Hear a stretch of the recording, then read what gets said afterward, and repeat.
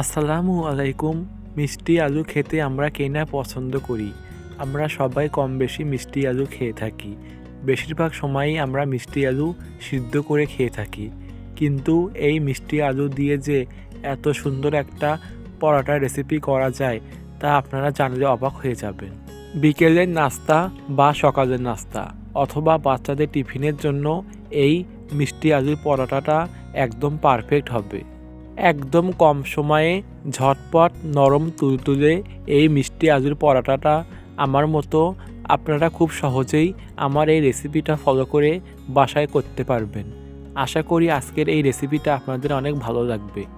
মিষ্টি আলুর এই পরোটার জন্য আমি এখানে নিয়েছি 3টা মাঝারি সাইজের মিষ্টি আলু। মিষ্টি আলুগুলো আমি ভালোভাবে সিদ্ধ করে নিয়েছি। অবশ্যই আলুগুলো ভালোভাবে সিদ্ধ করে নিতে হবে, তা না হলে পরোটাগুলো ভালো হবে না। এবার আমি আলুর খোসাগুলো ছাড়িয়ে নিব। আমি সবগুলো আলুর খোসা ছাড়িয়ে নিয়েছি। এবার আমি আলুগুলো হাত দিয়ে ভালোভাবে মেখে নিব, যেন আলুর মধ্যে কোনো গুটি না থাকে।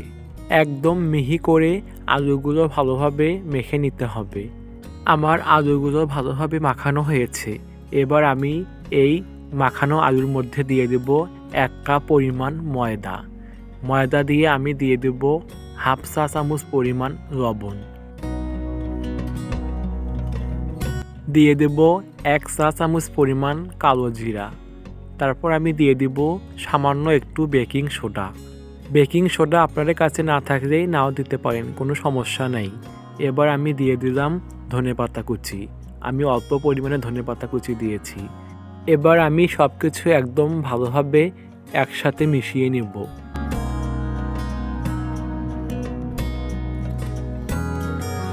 আমার মিষ্টি আলু আর ময়দাগুলো ভালোভাবে মেখে নেওয়া হয়েছে। আমি এখানে কোনো পানি ব্যবহার করিনি। আপনারা কোনো পানি ব্যবহার করবেন না, কারণ মিষ্টি আলু অনেক নরম, তাই ময়দার সাথে খুব সহজে মিশে যায় আর পানিরও প্রয়োজন হয় না। দেখতেই পাচ্ছেন যে আমি ময়দার সাথে আলুগুলো কিভাবে মেখে নিয়েছি। মিষ্টি আলুর এই খামিরটা 15-20 মিনিট বা আধা ঘন্টা রেস্টে রেখে দেওয়ার জন্য কোনো দরকার নেই, সাথে সাথেই বেজে নিতে পারবেন।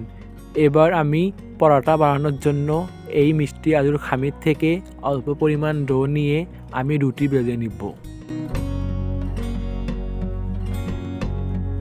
রুটি বানানোর সময় অল্প পরিমাণ ময়দা নিয়ে রুটিগুলো ভালোভাবে বেজে নিতে হবে।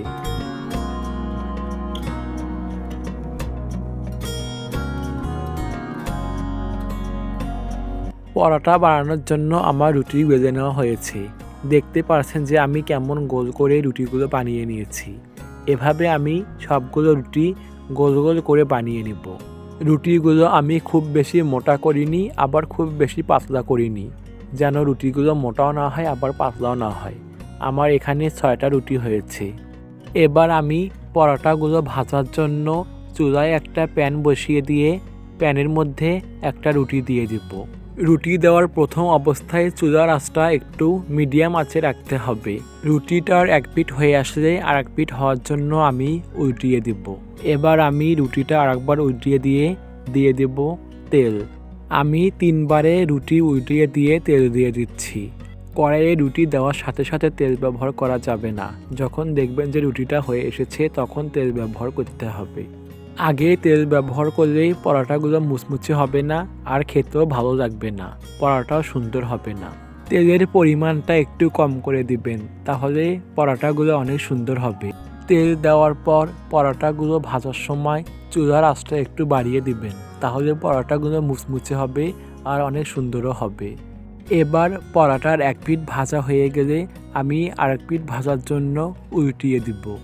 এভাবে আমি উল্টিয়ে একদম লাল লাল করে পরোটাগুলো ভালোভাবে ভেজে নিব।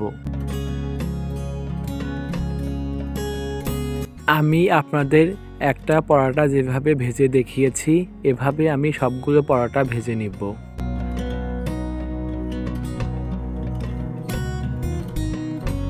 দেখুন আমার পরোটা ভাজাগুলো কত সুন্দর হয়েছে।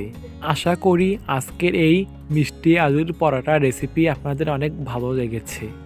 এখন থেকে খুব সহজেই ঝটপট আমার মতো নরম তুলতুলে এই মিষ্টি আলুর পরোটাটা খুব সহজেই বানিয়ে ফেলতে পারবেন।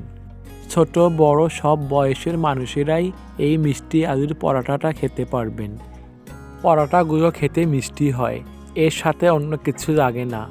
আশা করি আজকের এই রেসিপিটা আপনাদের অনেক ভালো লেগেছে।